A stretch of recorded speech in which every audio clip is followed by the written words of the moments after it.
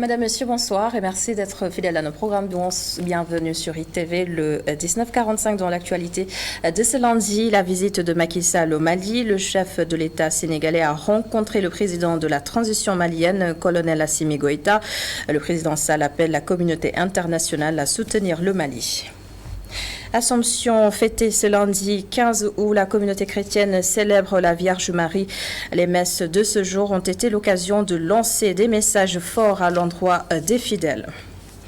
Cette date est tout aussi symbolique pour l'histoire sanitaire du Sénégal. Ce 15 août marque la fermeture de l'hôpital Aristide Le Dantec. Presque tous les services sont clos et seuls 3 sont encore fonctionnels pour la prise en charge des maladies chroniques. Et enfin, d'édition, une nouvelle enquête que la rédaction a réalisée pour vous. Et ce soir, nous visitons l'univers des femmes qui s'activent dans la production de sel et c'est à Saint-Louis.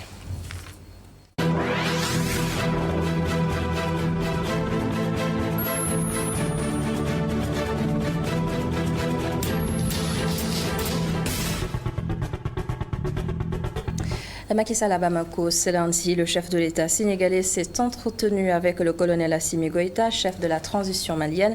En sa qualité de président en exercice de l'Union africaine, Macky Sall a salué les résultats satisfaisants du processus de transition et la question du terrorisme a largement été évoquée. Je vous propose d'écouter Macky Sall au micro de nos confrères de la RTS. Un signal de solidarité par rapport au peuple malien, un signal également de soutien à la transition dans le cadre du processus de cette transition qui vient de réaliser des progrès après quelques difficultés.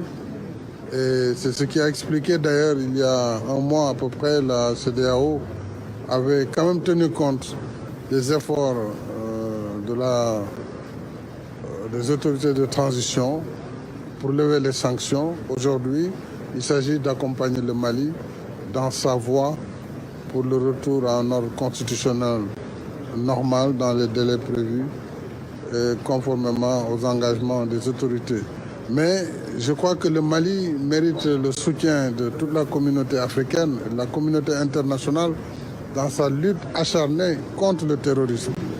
C'est un pays qui a beaucoup souffert, qui continue de souffrir, qui a été résilient, qui se bat avec le soutien des Nations Unies à travers l'aménagement, le soutien de certains partenaires. Aujourd'hui, nous devons être solidaires à cette lutte du Mali, du peuple malien, des autorités de transition contre, n'est-ce pas, le terrorisme, qui est un fléau global et qui d'ailleurs doit nécessiter des réponses globales. Analysons maintenant avec un expert cette visite diplomatique du chef de l'État Macky Sall au Mali. Selon Alioune Ndiaye, journaliste et analyste, nos deux pays sont obligés de s'entendre vu la proximité. Mais en plus, les risques d'expansion du terrorisme dans la sous-région sont réels. Son analyse est recueillie par Amadou Barry. D'abord, cette visite, on peut l'analyser sous 2 aspects dans un premier temps. D'abord, le voisinage. Le Mali et le Sénégal partagent beaucoup d'intérêts. Il y a d'abord le fait que le Sénégal, c'est la porte d'entrée littorale du Mali et la fermeture des frontières a porté préjudice économiquement au Sénégal. Il y a aussi le fait que le président Macky Sall est le président de l'Union africaine. Il y a beaucoup de dossiers en ce moment qui sont des dossiers très chauds, qui doivent être traités. Et ce qui s'est passé la semaine dernière le démontre à suffisance. Il y a eu plus de 42 morts parmi les soldats maliens dans la zone dite des 3 frontières. Au Burkina Faso aussi, il y a eu un certain nombre d'exécutions sommaires, si on en croit ce qu'en dit la presse, qui concerne des villageois peuls dans le nord du pays. Toujours proche de cette zone des 3 frontières, il y a aussi les militaires ivoiriens qui avaient été arrêtés au Mali. Et hier, on a appris qu'ils ont été inculpés pour atteinte à la sûreté de l'État malien. Donc on se retrouve dans une situation assez compliquée où Macky Sall, en tant que voisin immédiat et président de l'Union africaine, a beaucoup à faire pour qu'il y ait une sorte de désescalade. Mais on est aussi dans une situation où, à mon avis, le Mali, c'est l'avenir de l'Afrique de l'Ouest. Les risques de contagion existent et ils sont réels. Si on n'arrête pas ce qui se passe au Mali, on pourrait se retrouver dans des situations très très compliquées dans tous les pays de l'Afrique de l'Ouest. Et l'autre titre de ce lundi 15 août, l'Assomption célébrée aujourd'hui par la communauté chrétienne. C'est une célébration très importante et nous avons suivi pour vous la messe de ce matin à la paroisse Notre-Dame des Anges de Ouakam. L'abbé Joseph Latir-Diop a prêché pour les bonnes valeurs qui incarnent la Sainte Marie. Je vous propose de l'écouter au micro de notre reporter Mamadou Sy. Les femmes ou les filles d'aujourd'hui se dépigmentent et changent du jour au lendemain, pour ne pas dire d'une minute à l'autre.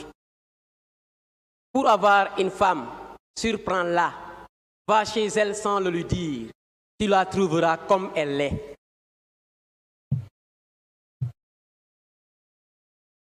Oui, filles et femmes catholiques, soyez vous-même. Ce qu'il faut dépigmenter, c'est le cœur noir et non le corps.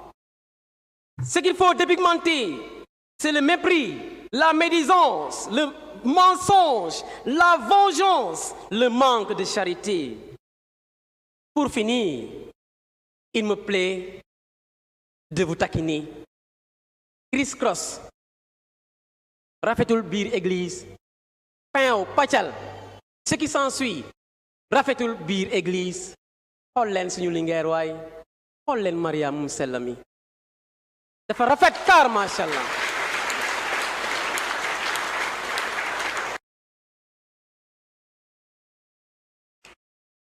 Il me plaît de finir par cette belle prière. Salut ô reine, mère de miséricorde, notre vie, notre douceur, notre espérance, notre salut.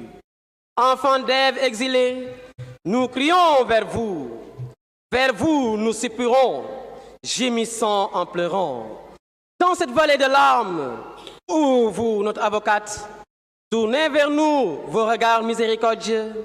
Et après l'exil de cette vie, montrez-nous Jésus, le fruit de vos entrailles. Ô clémente, ô miséricordieuse, ô très douce Vierge Marie. Amen. Et nous y sommes ce 15 août, une date symbolique dans l'histoire sanitaire du Sénégal. L'hôpital Aristide Le Dantec fermé pour réfection. Nos équipes y étaient aujourd'hui. Elles ont constaté plusieurs services fermés. En d'autres termes, sur les 27 que compte l'hôpital, seuls 3 sont encore fonctionnels. C'est un reportage de Seynabou Babo et Barasso.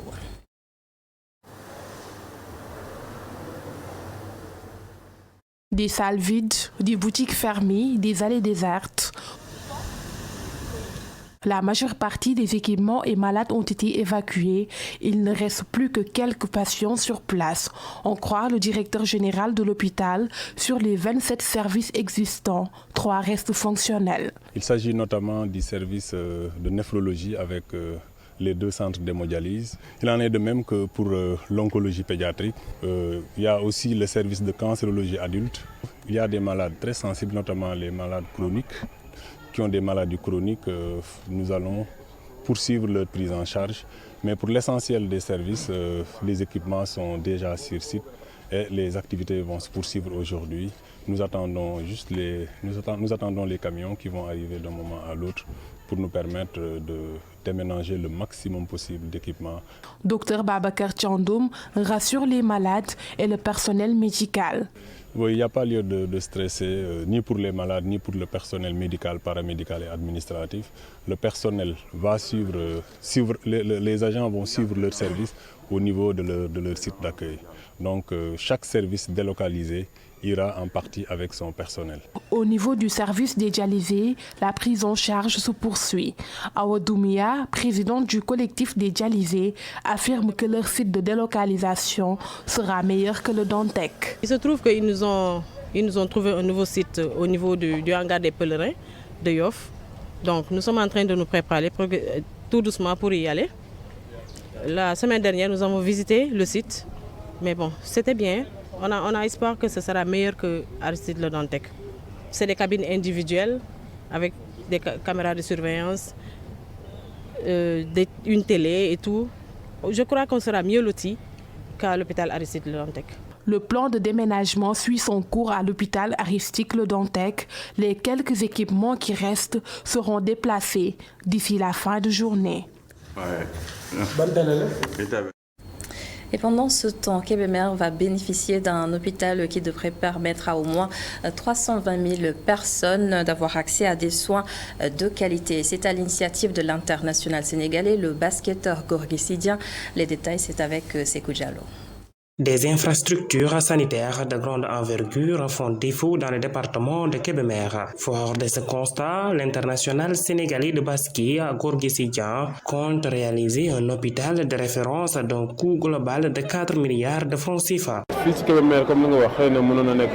La demande était là à Kébémer, mais vous savez, ce n'est pas la première fois que nous mettons des investissements dans ce secteur. Nous avions fait un don de plus de 500 millions pour le poste de santé. Je ne veux pas m'avancer sur les chiffres.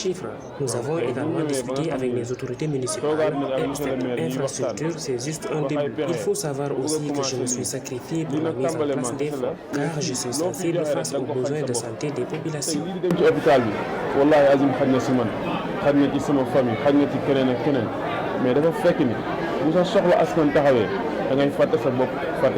Avec tous les équipements, une structure de 120 lits, une maternité, une hospitalisation, un cabinet dentaire, bloc opératoire, réanimation et pharmacie et d'autres services, cette infrastructure va être réalisée dans un délai de 18 mois. Et ce pivot sénégalais est fier de la construction de cet hôpital. Il invite également les fils du terroir de venir en aide les populations. Il y a certains habitants de Kébémer qui sont plus riches que moi, mais je peux vous assurer qu'il y a un seul qui est plus généreux que moi. Il est temps que ces autorités réagissent pour apporter des solutions aux difficultés des populations.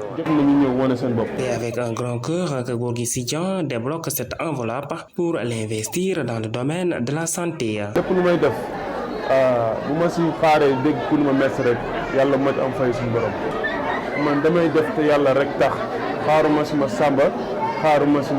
L'État du Sénégal compte également accompagner ce programme. La municipalité est aussi appelée à accompagner cette initiative dans l'entretien, la maintenance et la sauvegarde de cette structure. Et dans le reste de l'actualité nationale, une célébration culturelle qui nous vient de la Casamance. Des milliers de jeunes ont fait leur entrée au bois sacré 40 ans après la dernière édition dans la localité de Boukout-Balengor. Ils vont maintenant passer une semaine dans la forêt pour leur initiation. Retour sur ce week-end culturel qui a réuni plusieurs communautés avec Hassan Ba et Daouda Sambou. C'est ce week-end que les milliers de jeunes de Balingor ont fait leur entrée dans le bois sacré après 40 ans d'attente.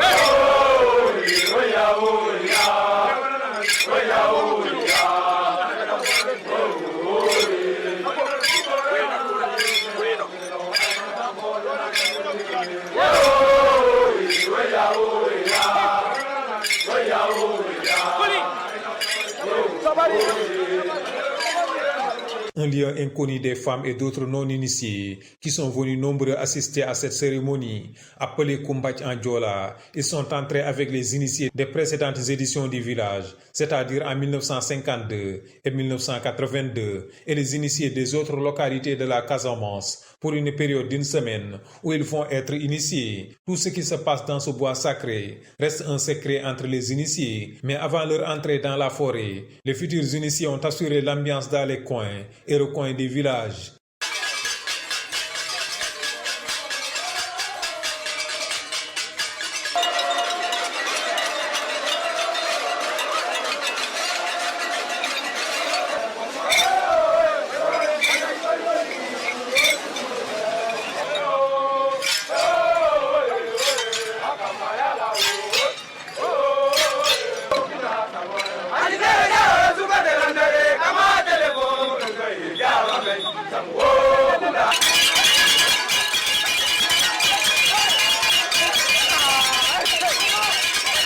À leur sortie, ils seront de vrais hommes dans la société Diola, où ils auront accès à presque beaucoup de choses. Ils seront imprégnés de leçons de la vie. Le Boukout, c'est en quelque sorte dans la société Diola la démarcation entre une femme et un homme, entre le jeune et l'adulte, le responsable et l'irresponsable. Cet événement qui se prépare pendant plusieurs années a réuni des milliers de personnes venues de l'intérieur du pays et de la diaspora. L'ambiance était folle durant le week-end dans cette contrée des Bluffs.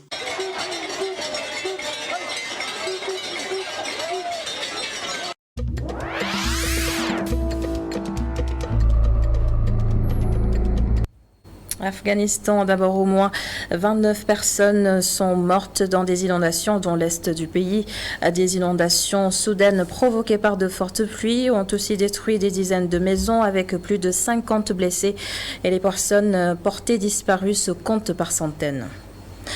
Présidentiel au Kenya, le vice-président William Ruto a été déclaré vainqueur. Il a battu de justesse son rival Raila Odinga avec 50,49% des voix selon les résultats officiels. Des échauffourées ont été notées et 4 des 7 membres de la commission électorale ont refusé d'entériner le résultat, le jugeant opaque. La suite du journal.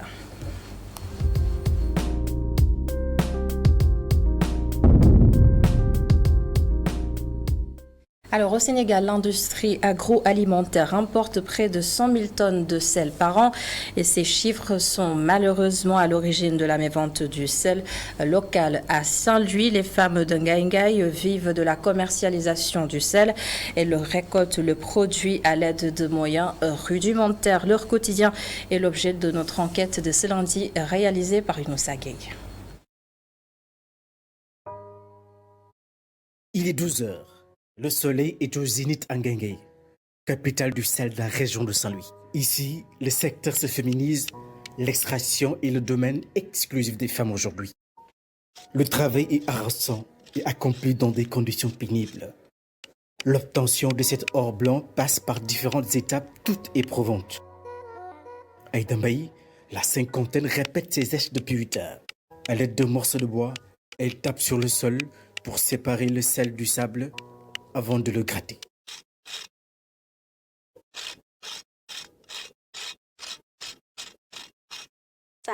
Vous m'avez trouvé en train de taper sur le sol pour séparer le sel du sable. Ensuite, à l'aide d'une truelle, j'ai gratté le sel avant d'en faire un tas. Certaines préfèrent se payer les services d'un enfant talibé qui, en échange d'une somme de 200 francs CFA par parcelle, gratte le sel et le verse dans un tas. Pour faire bouillir la marmite et supporter les frais de l'école, les femmes affrontent, sans sourciller, tous les risques du métier. Pas plus tard qu'hier, je suis tombée ici. Le sol est glissant, donc si on ne fait pas attention, on risque de se blesser. C'est un travail éprouvant pour une femme, mais c'est notre seule source de revenus. Elle travaille à l'aide de moyens rudimentaires, uniquement équipés en chaussettes lourdes, d'un morceau de bois, d'une truelle, pour gratter le sel et surtout de lunettes pour se protéger les yeux. Le sel n'a pas échappé aux effets du changement climatique. Sa qualité se dégrade au fil des années, nous confie la doyenne des femmes qui s'activent dans cette filière depuis bientôt 20 longues années. Avant, le sel était de meilleure qualité et la récolte n'était pas si pénible. Mais avec cette poussière qui s'empare des lacs, trouver un sel de qualité devient presque une mission impossible. L'une des premières conséquences de cette rareté, c'est la baisse du prix de vente. Le sel devient de plus en plus rare aujourd'hui. Malgré cela, nous le commercialisons à bas prix. Voilà pourquoi je conseille souvent aux femmes de ne pas se précipiter à brader leurs produits qu'elles ont récoltés dans des conditions pénibles. En dehors de leur force de travail, ces femmes ne disposent d'aucun dispositif technique pour assurer un traitement correct du produit avant sa consommation. Nous n'avons pas de testeur pour procéder à la vérification de la qualité du sel après emploi de l'iodé. Et pourtant, cette étape est obligatoire avant de vendre le sel dans les marchés.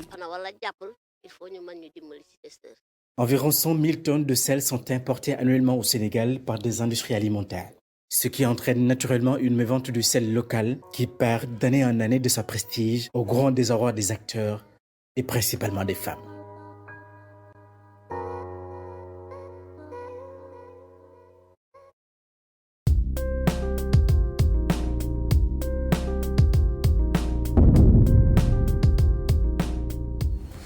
Et on se quitte sur ces notes. Merci beaucoup d'avoir suivi ce journal. Merci à l'ensemble des équipes en régie. Bonne suite des programmes sur ITV. Je vous donne rendez-vous demain pour un autre 19h45. Bonne soirée à tous.